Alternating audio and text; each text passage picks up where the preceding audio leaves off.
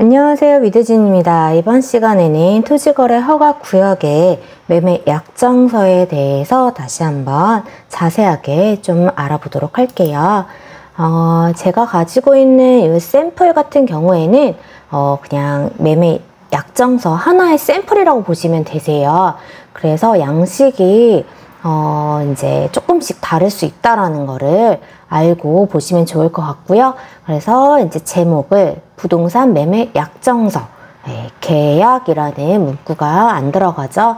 그리고 이제 첫 번째 여기 토지거래 허가 요거에 대한 이제 법률, 국토계획 이용에 관한 법률 이렇게 넣어서 상호 합의하에 아래 내용을 약정한다 해서 제1조 약정한 부동산의 표시, 그래서 대상 물건 해서 구체적으로 계약을 할 그 목적물에 대한 내용을 넣으시면 되시고요.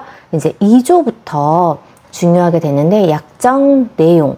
그래서 위 부동산 소유자와 매수 약정자가 쌍방 협의하에 아래와 같이 매매 약정을 체결한다 해서 매매 약정금을 이렇게 넣는데, 요 약정금 같은 경우에는 이제 매매 대금의 계약금으로 또 전환이 될 수가 있기 때문에 이제 계약금 상당액으로 할 수도 있겠지만 거래 금액이 또 큰 경우에는 굉장히 그러면 부담스러운 금액이 되니까 한 5천에서 1억 정도라고 보시면 될 것 같아요. 그래서 이 약정금 또한 약정서를 쓸 때 만약에 1억이라고 하면 1억을 다 입금하는 경우도 있고, 아니면은 이제 5천만 원 정도 입금을 한 뒤에 나머지 5천만 원은 허가 신청서를 작성하는 날, 그날 접수하는 날 나머지 5천만 원을 넣는 경우도 있어요. 그럴 때에는 특약에다가 그 내용을 써오면 좋겠죠. 그리고 제3조 이행약정, 쌍방이 협력하에, 매도인 매수인 쌍방이 협력하에 부동산 거래 허가 신청을 한다. 그리고 또한 위 부동산의 매매 계약은 부동산 거래 허가를 득한 후, 허가가 나온 후에 본 약정 내용대로 즉시 체결한다. 이 본 계약에 대한 일정에 대한 특약인데, 이제 바로 허가가 나오면 즉시 체결하는 경우도 있고, 또는 허가를 득한 후 일주일 내에 이제 본 계약을 체결하기도 한다.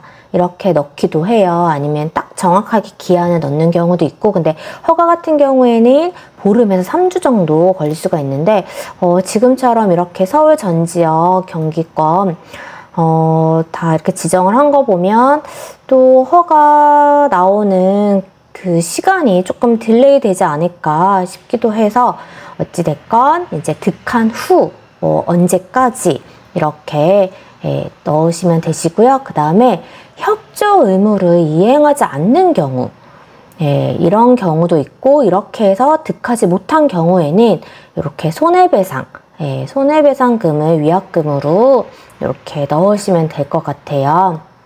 그리고 쌍방이 적극 협력했음에도 불구하고 득하지 못한 경우, 이런 경우는 양 당사자의 귀책 사유가 없기 때문에 그런 경우에는 이제 무효로 하고, 그 다음에 무효라는 거는 이제 받은 금액 돌려주고, 그 다음에 약정 관련 서류 즉시 파기하는 이런 특약을 넣으시면 될 것 같아요. 그래서 중개수수료 같은 경우에는 지금 여기에 넣으셔도 되시고 안 넣으셔도 되세요. 어차피 본 계약 때 그때 이제 들어가기 때문에 미리 이렇게 할 필요는 없는데, 사실 저희 중개사무소에서는 매물을 이제 접수를 받을 때 중개부수 협의가 먼저 들어가기도 하기 때문에 먼저 협의가 들어간다 할 경우에는 또 추후에 변심이 일 수가 있으니까 미리 또 넣는 경우도 있어서 그거는 그때 상황에 따라서 하시면 될 것 같아요. 그리고